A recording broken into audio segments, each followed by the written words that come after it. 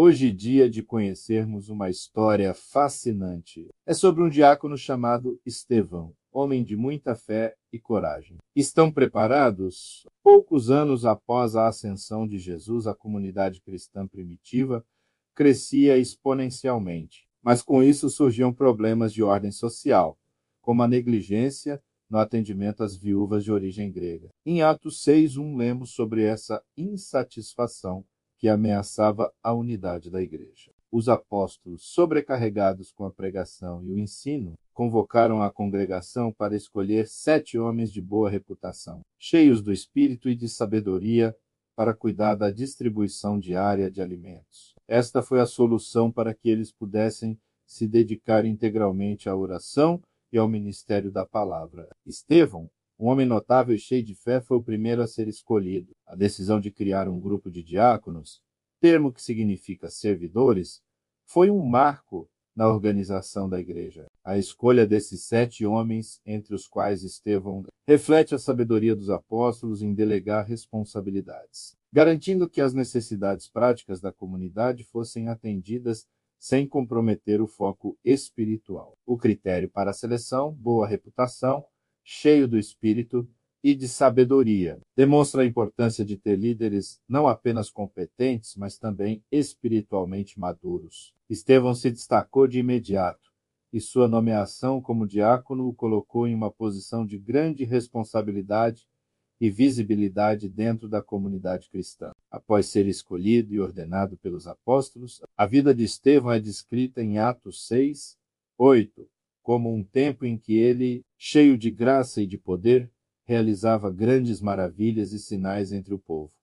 Sua atuação não se limitava apenas ao serviço diário. O Espírito Santo, que já se manifestava em sua vida, concedia-lhe a autoridade e a capacidade de realizar milagres, o que atraía a atenção e o respeito da comunidade. Esse poder, vindo diretamente de Deus, era um testemunho vivo da presença e do favor divino sobre ele. A graça de Deus era evidente em suas ações e palavras, tornando-o uma figura de destaque e inspiração. O sucesso de Estevão, no entanto, gerou forte oposição. Homens de várias sinagogas, como a dos libertos, dos sireneus, dos alexandrinos e outros da Cilícia e da Ásia, levantaram-se para debater com ele. Eles não conseguiam resistir à sabedoria e ao espírito com que ele falava. Conforme Atos 6:10, Estevão era um argumentador formidável, e sua capacidade de defender a fé cristã com clareza e autoridade era inigualável. O fato de que ele, um diácono, estava enfrentando líderes religiosos tão influentes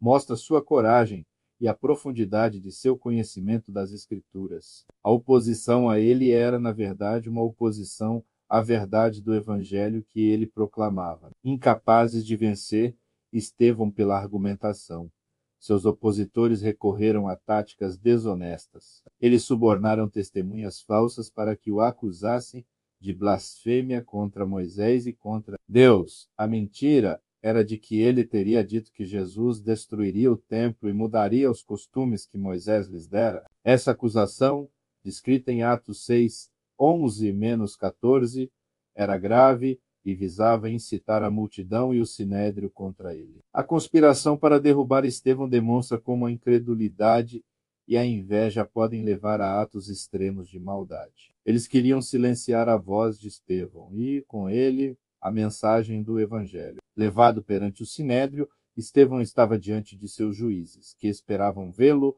amedrontado e desesperado. No entanto, o texto bíblico em Atos 6:15 relata algo extraordinário. Todos os que estavam sentados no sinédrio olharam fixamente para Estevão e viram que o seu rosto era como o de um anjo. Essa visão milagrosa serviu como um testemunho da presença de Deus com ele, mesmo no momento de maior perigo. A expressão de paz e santidade em seu rosto contrastava drasticamente com a raiva e o ódio dos seus acusadores, servindo como uma evidência da sua inocência e da pureza de seu coração. Deus o estava capacitando para o testemunho que daria. Em resposta às acusações, Estevão iniciou um discurso épico detalhando a história de Israel desde Abraão até a construção do templo por Salomão. Ele não negou o passado de sua nação, mas o reinterpretou sob a luz de Cristo. Em seu discurso, Ele mostrou como Deus havia agido através de figuras como Abraão, José e Moisés, e como o povo de Israel sempre se opôs à vontade divina. Ele estava, na verdade, preparando o terreno para a sua conclusão, demonstrando que a resistência a Jesus não era uma novidade, mas um padrão de rebeldia que se repetia na história de seu povo. Estevão continuou seu sermão, destacando como os israelitas consistentemente rejeitaram os profetas enviados por Deus.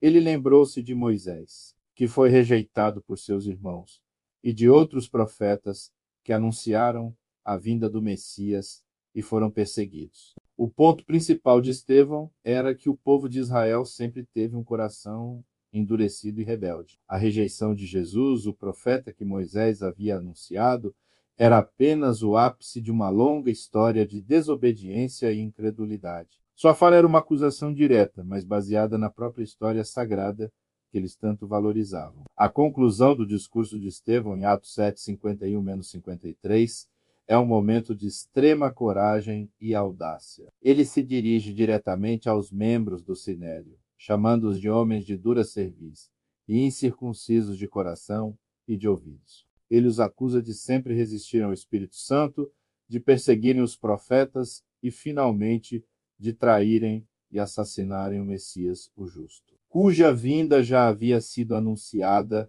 pelos profetas. Essa acusação era o ápice de sua defesa, transformando-a em um poderoso sermão evangelístico. Ele não apenas se defendeu, mas usou o momento para confrontá-los com a verdade de seus corações. O discurso de Estevão foi como uma espada que penetrou nos corações dos seus ouvintes. Em vez de se arrependerem, eles se encheram de fúria. A Bíblia relata que eles rangiam os dentes contra ele, Atos 7:54.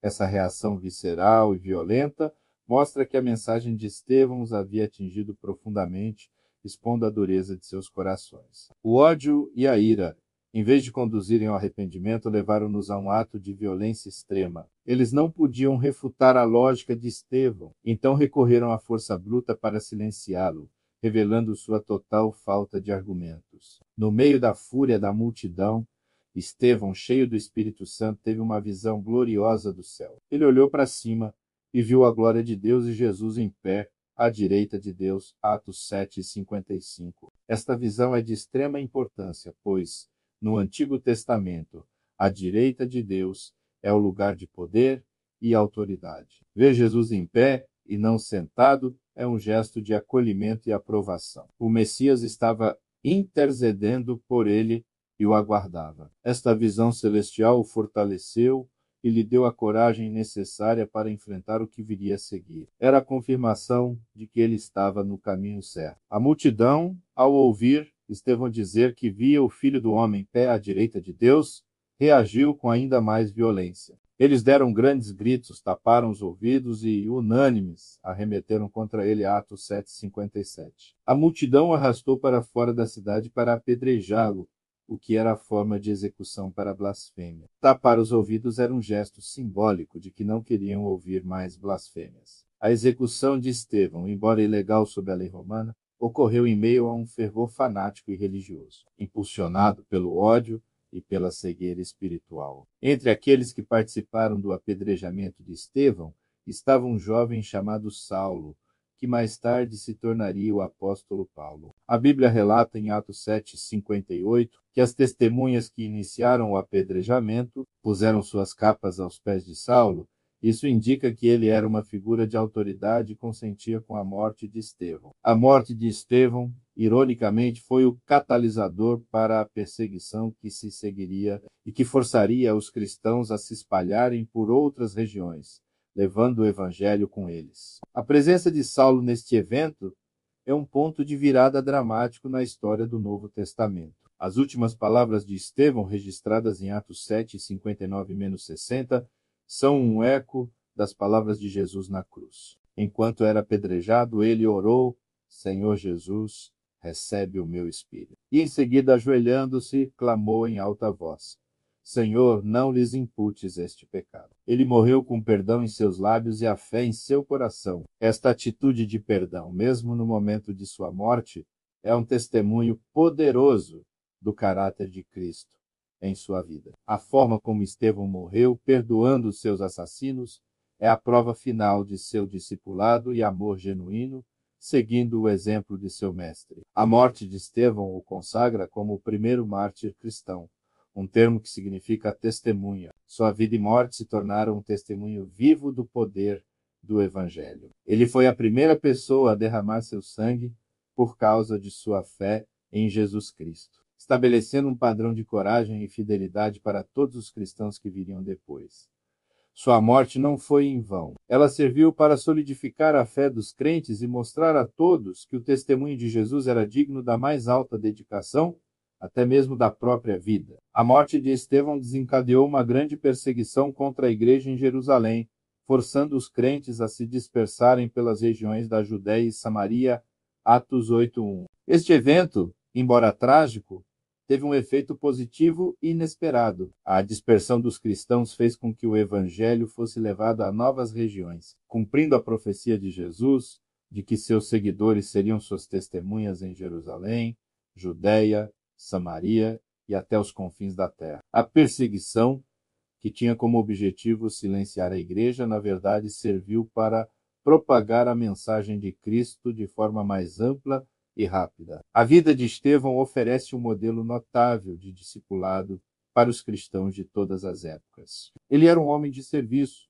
disposto a cuidar das necessidades práticas da igreja. Ele era cheio do Espírito Santo, demonstrando a importância de ser capacitado por Deus para a obra. Ele era um pregador corajoso, que defendia a verdade mesmo diante de grande perigo. E, finalmente, ele foi um mártir que morreu com o perdão nos lábios. Sua história nos desafia a viver vidas de fé autêntica, a servir a Deus com diligência e a ter a coragem de testemunhar de Cristo, custe o que custar. Ele é descrito como cheio do Espírito em vários momentos cruciais, quando foi escolhido, quando realizava milagres, quando pregava e principalmente em sua morte. Foi o Espírito Santo que lhe deu a sabedoria para argumentar com os opositores, a coragem para confrontar o sinédrio e a paz para morrer perdoando. A história de Estevão é um lembrete poderoso de que o poder para servir, pregar e suportar a perseguição não vem de nossa própria força, mas do Espírito Santo que habita em nós. A morte de Estevão é um espelho da morte de Jesus. Ambos foram falsamente acusados de blasfêmia, ambos foram executados fora da cidade e ambos perdoaram seus carrascos. Sua morte é a prova mais alta de que ele não apenas acreditava em Jesus, mas que vivia e morria por ele. Sua vida de serviço e sua morte heróica inspiraram inúmeros cristãos ao longo dos séculos. Curte e compartilhe essa história de fé e coragem.